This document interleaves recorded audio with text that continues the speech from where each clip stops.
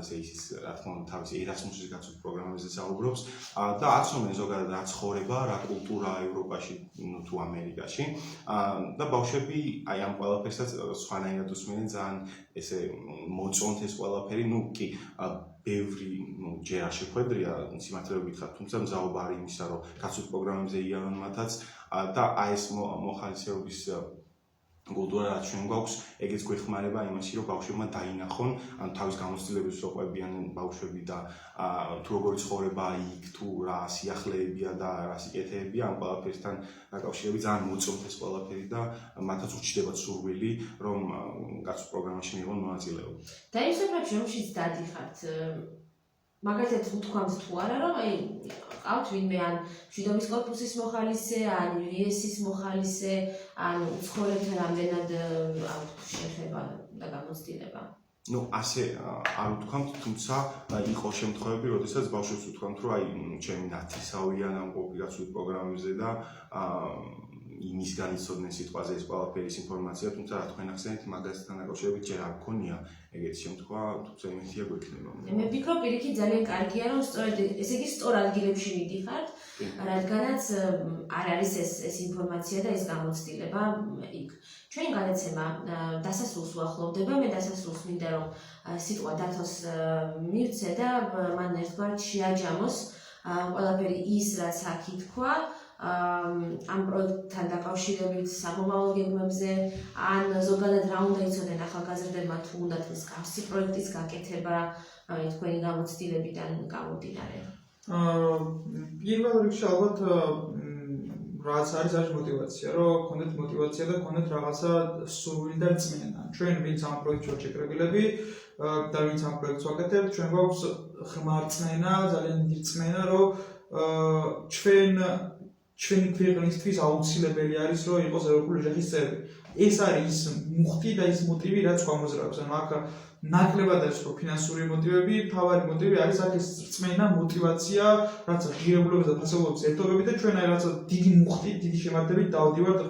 თვალებ გაბწყინებლებ დავდივართ ამ იმაში, რა ქვია, მაღალ სოფლებში, რომ მოუყვეთ ბავშვებს ის რაც ვიცით. ანუ იდეა პროექტებს რომ შეიძლება თავიდან იყოს, რომ ჩვენ რაღაცები ვიცოდით აქ ბაში, ხო, თბილისში, დედაქალაქში, ვიცოდით რაღაცები ამ ნატოზე უკავშირ, მაგრამ ჩვენმა ნატოებმა თაშეს არ იცოდნენ. ანუ აქედან დაიწყო ეს და ეს რაღაცა მისიონერული რაღაცა იდეა გვაქვს, სურვილი გვაქვს, რომ რა შეიძლება მეტი მოუყვეთ და ჩვენ თანატოლები, ასე ვთქვათ, გამოვუგჯოთ თუ ამ კლანჭებს, რასაც რუსეთი თავისი დეზინფორმაციებით თვლობს, რომ ამ ბავშვებს მოახბიოს. ხო, თავი არის мотивация და რა რწმენა, მარწმენა და აუცილებლად გამოვუვათ ის, რაც უნდა. ესაც გითხავთ ამასთან დაკავშირებით, თქვენ თვითონ როგორ ფიქრობთ, თქვენში საიდან გაიღვიძა ამ რწმენამ, რომ ძალიან კარგი იქნება, რომ მაგალითად ნატოში და ევროკავშირში გავწევრიანდეთ. რაღაც პირადი ისტორია ძალიან მნიშვნელოვანი არის ჩემი აზრით ეს мотивациისთვის ზოგადად. ჩემს პირადად ამის мотивация იყო 2020 აგვისტოს ომი. მე წარმოშობით გორდან ვარ და ჩემ ოჯახზე კარგად ძიმედ გადაიარა ამ აგვისტოს ომმა და როცა მე ხედავდი ის თუ რეალურად რა ძალა ქონდა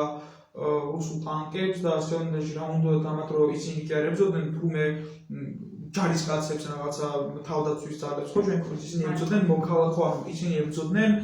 მოქალაქეებს იმიტომ რომ ჩემს ქალაქში დაბამეს ისეთი უბნები ისეთი სახლები და ის ადგილები სადაც ჯარის არ იყო ინფორმაცია არ ექნებოდა რომ იქ ჯარი იყო უბრალოდ მშვიდობიანი დასახლება იყო იქ ხალხი ცხოვრობდა და მივიდნენ და უბრალოდ დაბომბეს ან ხალხი დახოცეს საფრთხე შევარდნი და ასე შემდეგ ანუ ეს იყო ის მთავარი მოტივი ერთ-ერთი ანუ რატოც მე გამიშთა ეს როცა სურვილები ჩვენ მქონე იყოს ევროპული ოჯახის წევრი, ასევე ჩემი ოჯახის ისტორია, რომ რაღაცა თუ პირადად ვსაუბრობ, თუ პირადად გამოსტებაზე ვსაუბრობ, ჩემი ოჯახის ისტორია, რომ მამა ჩემიც 99 წელს 9 აპრილს იქ იყო და იქ რაღაცა იყო იქ იმ აქციაზე და იმ ღამეს იყო ჩემი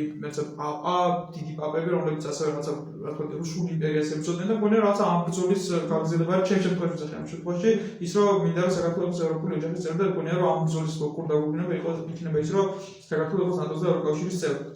დიახ, ძალიან დიდი მადლობა ამისთვის. მე ვფიქრობ, რომ